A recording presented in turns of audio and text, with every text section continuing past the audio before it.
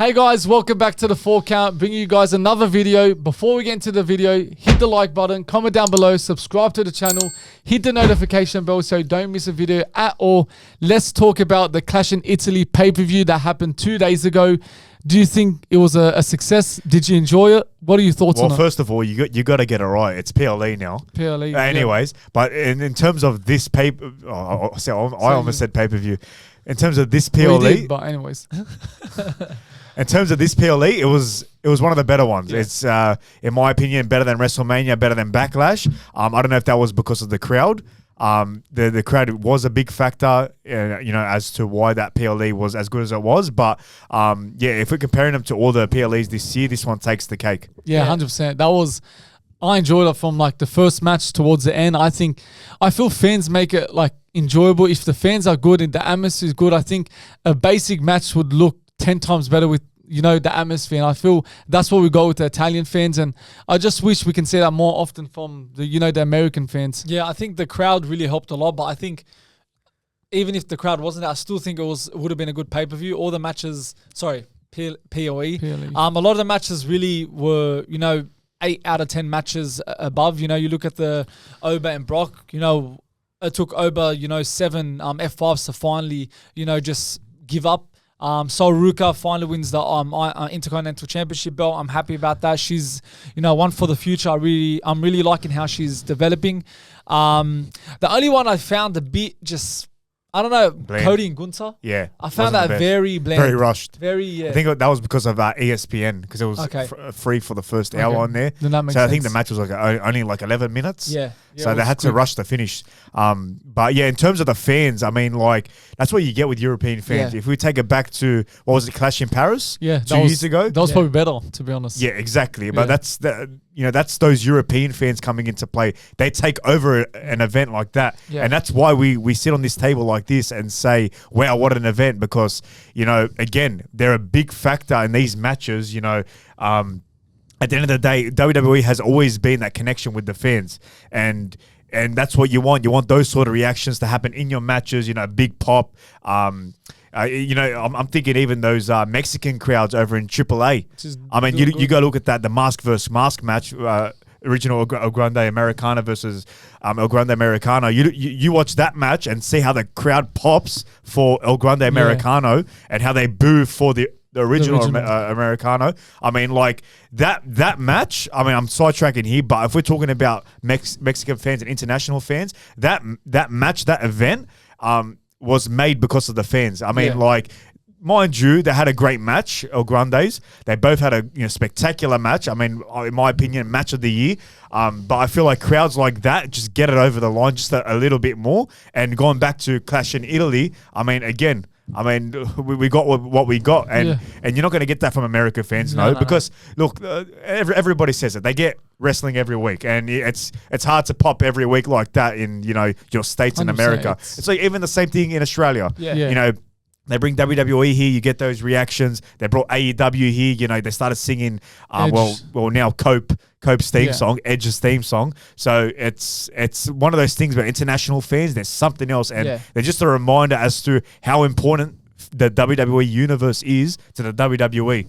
So they should try and bring at least a few more international matches in, for WWE, the matches, the PLE, because you mentioned Mexico, Italian, France. Those were the 3 big, fan base and the atmosphere. England always has always, of course. So if they can get more into that, I think that's good for just us watching in general and just for the business itself. And I think honestly, it puts WWE in a position where they should honestly consider putting a WrestleMania in those countries, because because I think WrestleMania with those fans would just hit different. And as Bill said, because Americans are always getting it, it's always hard to be consistent and be, crazy. But I feel with European fans, you look at football, for example, they have football week in, week out, but they're still producing the best atmosphere. So I think European countries, in the next few years, you've already taken it to Saudi, might as well put it WrestleMania next in England and Italy and all that. Just one more note on this. You look at the pop El Grande Americano got when he won. Mate, that was like Stone Cold Steve Austin returning. That kind of pop. That was one of the loudest pops I've ever heard. Well, And it's just it's a testament to these, again, international crowds. 100%. He's only a mid-carder, and look how but like that match felt like a main event because of the fans. So, look, but speaking of clash in Italy, Jacob Fatu ended up losing his second match in a row against Roman Reigns. I think. What do you thought? I think was that the right move? Yeah, that was the right move. I said last week, the last time we did the pod, I said Roman Reigns has to win. I think he was destined to win. I just felt, it's not a downgrade for Fatu to lose to Roman Reigns, and I think that showed. And now, we saw Monday Night Raw that he's acknowledged Roman Reigns, but overall the match itself was good. I think Fatu did extremely well. The matches and the moves that you were able to produce during that night was, extraordinary. I think the fans enjoyed it, but I think that was 100% the right move. I think if Roman lost that, I think that impacts him more than, Fatu losing. Fatu should win it because I feel like he was on a roll and like to show his dominance to get over the line. But again, I don't think it's the wrong decision for Roman to get the win. It shows that they have respect for each other. Jacob Fatu is now fallen in line with the Bloodline. It will be interesting to see what happens with Solo. He was in behind the barricades with the fans. So it'll be interesting. I feel like they're, again, reintroducing the Bloodline into these storylines because, again, let's face it, when the Bloodline storyline happened, it was one of the greatest, if not the greatest. And they're bringing it in because I think they need it. Yeah. Nah, I don't think so. I think Fatu should have won. How many times are we going to see a Bloodline reunion? Yeah. How many times? I mean, we've seen it 3 times now. At the top of my head, this is the 4th time. I feel like with Jacob Fatu winning that title, that would, throw a wrench in the works. I mean, with Fatu winning, it's like nobody expected it. Roman Reigns didn't expect it. With him being the leader, he's got to listen to, the tribal chief in Jacob Fatu now, and that would have made for some great TV, especially with the dynamic between the Usos and Roman Reigns and how close they are. It would have, again, thrown a wrench in the works with Fatu as the tribal chief, wearing that Ulafala. So I feel like that's something new that we haven't seen in the company. Again, how many reunions are we going to get of the Bloodline? This is something fresh, something new, but still the Bloodline. And I feel fans are quick to turn on a storyline. We've seen that many times, countless times in WWE, where something's over and then it becomes stale. And I feel like people online, the IWC, are saying, this is kind of stale. I mean, the Bloodline thing has ran its course. It's been 4 or 5 years since they've introduced the Bloodline. Right. So, look, there's other storylines out there that, could work like that, but still adapting the same sort of thing that works in the company with the Bloodline. So, Jacob Fatu, bro, he would have got immense heat for beating Roman Reigns. Yeah. And this guy would have been shot up to superstardom. I just feel like I don't feel Fatu's the one that should beat Roman. That's how I see it. Like, again, I know they're trying to build Fatu to be, of course, the future of the company, but I just feel it's too early for him. He's been in the company, for a year and a bit. He's had a few injuries. I feel Roman losing it would impact him massively. He won Royal Rumble. He won at Mania, and just for him to lose it instantly, I don't know. I think it really puts a bad image on Roman Reigns, and I don't think the WWE rate him so highly that they wouldn't want to ruin his image. I know. That quick. He sells merch. He sells everything. Yeah. The guy is the face of the business. As much as you want to say Cody Rhodes is, it's Roman Reigns, the OTC. But this is the storyline to go with. I mean, like, WWE is not at its peak as of right now. There's other promotions that Look, I'm always going to love WWE, but there's other promotions that are doing better, like an AEW. And personally, for me, you look at, major promotions like in AEW, you look at their last Double or Nothing pay-per-view, mate, that smashed it. And, like, if you want something fresh, something brand new, something to keep the fans engaged, not saying this storyline with Jacob Fatu now, acknowledging Roman Reigns is not going to work. I'm not saying that. But I'm saying something new always works. And this sort of new storyline, again, that would have 100% worked. You had it right there. They just left it on the table. Yeah, like imagine we all like a curveball. So like just picture the scene of Roman Reigns acknowledging Jacob Fatu. The shock. Every week. Yeah, and exactly. Like every week on Raw, you're going to see him, give him the side eye. That he doesn't want to, follow his Jacob Fatu's orders. And you're going to see Jimmy and Jey Uso, going back and forth. There'll be internal conflict in the family. And mate, It'd make a better storyline. 100% it would be. And Jacob Fatu is the guy. It's not like he doesn't have the gimmick, doesn't have the character work. He's great on the mic, great in the ring. I think he has what it takes to carry the weight of the bloodline on his shoulders and, you know, carry these shows week in, week out. Yeah, and then you get Roman Reigns. Like, think about Roman in his time, everyone was helping him to retain that belt. Roman will have no choice but then to, what's it called, help Jacob Fatu in retaining those belts. So again, I like that. It would have brought just some tension in the family and just so much chaos with them. Because it's so predictable. Yeah, it is. With Jacob Fatu joining him, you already know he's acknowledging him at the start now, but it's gonna fall off a cliff. 100%. He's gonna turn on him again. And we just see it from a mile away. Yeah. It's like we don't know what will happen if Jacob Fatu is the OTC, the tribal chief. If they went that direction, it would have been completely different. It's just stop being predictable. Yeah. Like we've talked about this last week about how WWE were good at being unpredictable in their PLEs, but with pay-per-views, PLEs, like Clash in Italy, it was like very bland, very predictable, and it's more than just this match. I mean, as much as that was a great PLE, you look at the pay-per-view PLE as a whole. Yeah. I mean, it's something that you don't feel anything no more. I mean, you take it back to a couple of years ago where The Rock would show up. I'm not saying The Rock has to show up every week, but there was that shock factor. There was that you turn off your TV screen saying, "Wow, what a PLE!" Like that took my energy out of me. Like you feel like you watch it, this latest Clash in Italy, like, well, yeah, great matches, great event. It was just a meh event. Yeah. It's just like, and that leads me to my next question. Are PLEs boring nowadays? Well, recently, like we got to admit it has been pretty boring. WrestleMania was not up to the standards of what we wanted to. The backlash wasn't good. And like, I just don't know who to blame because we've seen, before TKO had come in, we've seen the good PLEs that WWE were producing. Everyone was praising Triple H, the decisions he was doing. Even when it got to that stage, this was when TKO was running, when John Cena turned heel. What a curveball that was. What a moment that was. Even though we didn't like it, and, John Cena's a childhood hero, that, as you said, that left you left the show like just out of energy. Like, it took all your emotions out because of how good it was. And now again, we're not expecting every PLE to blow our minds out, but we just want it to be, just outstanding. And they're not even getting to the excellent rating. It's always average, always boring. Like, don't get me started on WrestlePalooza. Like last year, that was one of the worst PLEs I've ever watched. Like, Clash of Italy was actually one of the best ones we've seen in a while. And that's what I'm saying. It was one of the best PLEs in a while, but still, even in that case, the matches would end. Yeah. Cody Rhodes retain the title.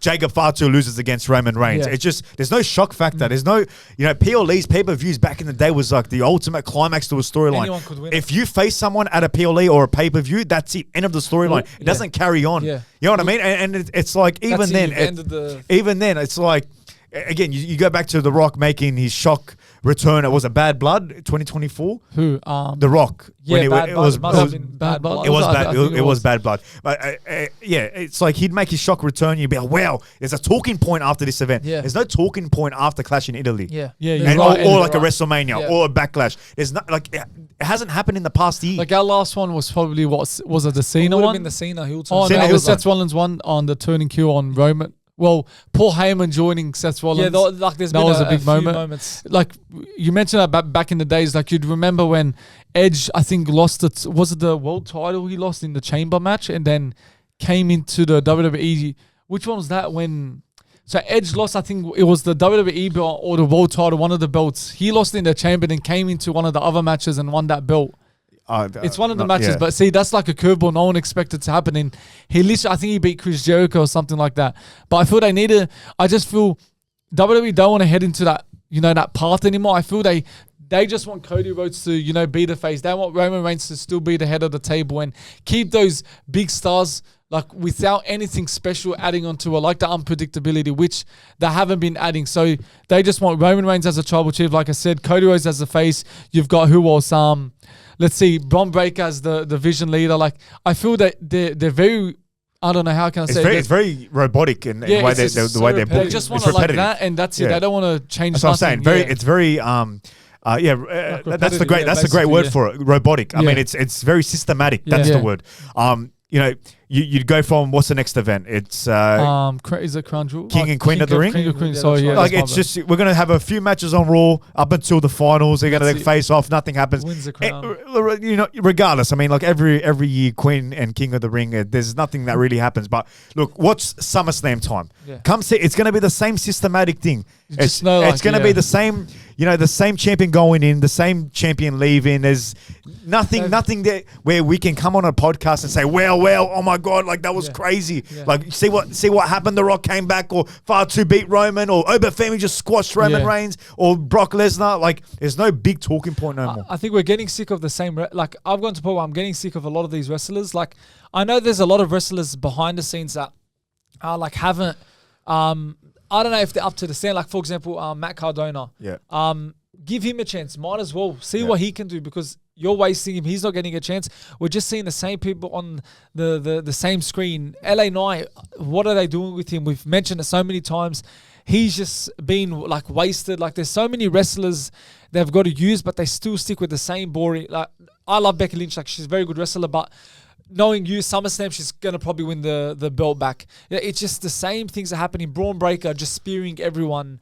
They've got to change the direction, because it's just getting too boring. Like, as you said, it's very robotic. You need new storylines. You need something that works. I like the new wrestlers they've brought in. Ethan Page, the one on SmackDown. What's his Ricky name? Saints? Ricky Saints. Yeah, I'm liking these new wrestlers, Trick Williams and all that. So it's good they're putting these in, but I feel like the top roster, has to change a bit. I'm not liking Cody Rhodes as WWE champion right now. I think maybe turning him heel, change his character. He's a bit boring lately. Gunther. And it didn't help that he retained that clash in Italy too.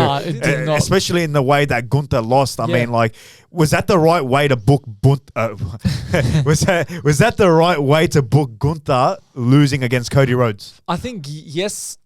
I think what they wanted to do is because they didn't want him to lose. Like, he lost by the ref making a bad call. You know, so it's not like he lost, fair and square by Cody. The refs made a bad call, potentially probably should have not lost the match. So it doesn't lose Gunther's, streak is going and dominance is going on. So the way they handled it, yes, I think it's good. But again, a nice curveball would have been Gunther winning that belt. So, yeah, it's just... But did you like the finish? Did you like how it was a controversial finish? Because the thing was, his leg was out and the referee shouldn't have started the count. Again, I think that's the only way he can, that's the only way Gunther isn't impacted in any way, because we've seen him end the big wrestlers, retirement. I think that is the perfect way. Like, how would you end it? How would you end the match? I mean, it's always the typical roll-up pin. If you're trying to protect the superstar. But maybe they wanted something different. We don't get that with the referees, But we're just going to get the same storyline now. We're going to get Gunther and Cody Rhodes again. Are we going to get you reckon that So, again? like, they better have a big payoff in Gunther winning, but I doubt it. That's what I'm saying. It's very systematic. We know how it's going to end up. And WWE are not going to dethrone Cody Rhodes. And I love Cody Rhodes. I've said on record here. Yeah, Cody Rhodes, I mean, like, I see him next to John Cena. He's that type of babyface and that type of champion who's the quarterback of the company. But I think he's ran his course. I mean, fans are not happy with him. I mean, the only people who are really happy with him are children as champion. They want him still champion. But Gunther, he should have won in that match. And I don't like that controversial finish. And I think if Gunther won, that doesn't, even impact Cody Rhodes. I don't think that's a bad thing if Gunther won. Yeah, because he's the career killer. He beat the best in AJ Styles, Goldberg and Cena. So, but again, because Cody's the face, they're not going to do that. They just want to build him up. They've got to be just more bold. I was hoping Randy came and interfered, and that would have just reignited their rivalry, because Randy does have sort of a history with Gunther. They've just got to be more bold. They've just got to stop being so scared to let Cody lose his belt, let Roman lose his belt, even though he's just got it. Making these changes, as we've seen in previous years, changes is what are needed. Slapping these belts on other wrestlers. So they've just got to be more bold. I feel like they're just too scared of not having Cody as champion or Roman as champion, because they don't know what's going to happen if they don't have it. Look, I'm going to end it on this. The only way they could have protected Gunther in this match was by him winning the championship. Yeah. Again, we're big Cody fans, but I think Gunther winning it was the right thing. But there was like a 10% chance of that happening. They're never gonna get. Most likely, they're probably gonna verse again. Definitely they are. So it's not done. He's going to come on SmackDown and say, you stole the win. My leg was there. He was already mouthing off at the referee. So we know already Gunther's losing because we've seen, them hinting at potential Cody Roman Reigns trilogy. Heading into Crown Jewel. It'll probably be a night of champions. So we know Gunther, it's already a pointless match because we know who's winning. Again, they'll probably do a ref mistake or someone interfering to protect, of course, Gunther. But do you reckon that's a great move, Roman Cody, for the trilogy coming up? Trilogy, whatever. No, I think. Look, they teased it on the after show in Clash in Italy. Yeah. Cody Rhodes faces Roman Reigns. We haven't seen that side in quite a while. Yeah, it's a big. Best one. It's one of the great rivalries. When do you think this happens again? When do you think the trilogy happens? It has to be our Crown Jewel. Crown Jewel or Night of Champions? Too early. Too early, you reckon? Yeah, way too early. That's not a. When's Crown Jewel? That's not a Crown Jewel caliber match, man. Well, wouldn't they go for the big belt? So I'm saying that's a big price for one of them to get. I'm thinking. So what do you think? It has to be a Mania or I'd love a a Mania. Yeah, Mania, I'd love a Mania. SummerSlam maybe. So what? Winner. So who's gonna? Would they both have the belt or? Is that Roman will have the belt and then Cody takes it off him? It's going to be interesting because would they allow Cody to beat Roman twice? I think if they were to verse... I know that Cody's the face and of course he's Roman is probably bigger than Cody. But I just don't see Cody at Mania stage beating Roman. I just don't I can't see that happening. One of them might not have the belt because I don't think they're going to go again give Roman 2 belts. Hence why they made another belt because he just... was dominating everything. But let's say they both had the belts, or even if Cody only had his belt, I'd still think Roman should be the winner. I think, Cody took his belt, and I think it's right that Roman gets that victory back from him. So if we're going down that path, I think Roman would be the right winner. So you're saying it happens this year? I think it happens this year. I think they just sprinkled a teaser. Cody, then Gunther beats Cody for the belt. That's the only option. Yeah, that's the only option. You can have champion versus champion in the Ultimate Trilogy, the last match. Yeah, Roman said to Jay, go to talk to I think Adam Pearce to get his shot at the WWE belt of Cody Rhodes. Yeah. So it won't be Roman Jay, but I'm saying I honestly think if you think in Mania, then Gunther has to win this. Yeah, I think this is a Cody very long storyline they're telling. I mean, they've just teased us for the first time in a while now, and it's going to lead every month or so. We're going to get something, or every couple of months even, something until WrestleMania, maybe Saudi Arabia. So you reckon Cody Roman it's too big for just Crown Jewel? Yeah, I mean, look at the past 2 matches. WrestleMania 39. SummerSlam maybe. I mean, even you know what, bro? Even SummerSlam, I don't think it should happen there. It should be Mania. It has to be a Mania match because it's happened twice in Mania. I mean, especially the second time in Mania, that match was considered one of the greatest of all time. Yeah. But I think with Cody Rhodes and Roman Reigns potentially happening for the third time, you have to get The Rock involved, man. Yeah, he has to. This can't happen without The Rock because he wanted Cody's soul and he's got the history with Roman Reigns. Part of the bloodline, so I think that would be the perfect time to get Roman, The Rock involved, and it'd be the ultimate payoff. I mean, everyone's like, "Where's The Rock?" He's got unfinished business again with Cody Rhodes. Yeah, that's right. Too, and mind you, they did make up, but I don't know. They can throw that into a storyline, saying he was playing mind games with him and whatever. We still don't know what he gave Cody Rhodes. Yeah, the paper. Yeah, we need the ultimate payoff, man. That is the match to do at WrestleMania in Saudi Arabia. We finally get to know what that paper had to say because. I hope they don't. It's a paper. Has it been 2 years now? Wasn't it on Netflix? This was after WrestleMania 40. Yeah, so 2 years ago. And we still don't know what that note is. Hopefully they don't just leave it as a curveball a plot hole where we don't know what it is. So there could be an intention where they bring that back up and put it into a storyline, which would, again, be a top storyline. Well, last topic, Sami Zayn. He's on the fence between heel and babyface. Do you think it's time to pull the trigger and make him a full-blown heel? I think for fans to really enjoy Sami Zayn, they need to unleash him to make him a bad heel. Because you can get those heels where they're just heels like that. But they need to make him a bad one. Because people are pretty much sick of him. Just same storyline, same character. I think we need to see a side we've never seen from Sami Zayn. we've seen him as a heel, but that was more of a comedian, and with the Bloodline his best work is as a heel. I remember like 2017, 2018 days. Like, I like how he's confused, and I'm liking this side of Sami Zayn. If they can just, act on it, make that move, I think it's a great move for Sami Zayn. I think he needs it. I just hope they don't delay it because we've seen that many times. And I think the best scenario is he turns heel and wins his world title. I think that would bring so much heat to him because fans will be pissed. But that's the moment where maybe it was the fans holding him back. Maybe it was him being the nice guy holding him back. You could see he's had enough of Cody Rhodes getting all his chances. He's even mentioned that in previous years. So I think him unleashing his heel version and getting that world title would just show who he needs to be. I think that would be perfect to get the world title. I think that is the perfect storyline. But knowing WWE, if Gunther didn't beat Cody Rhodes, they're not going to make Sami Zayn. There's no way Sami Zayn. Because I think they first on SmackDown, Cody won.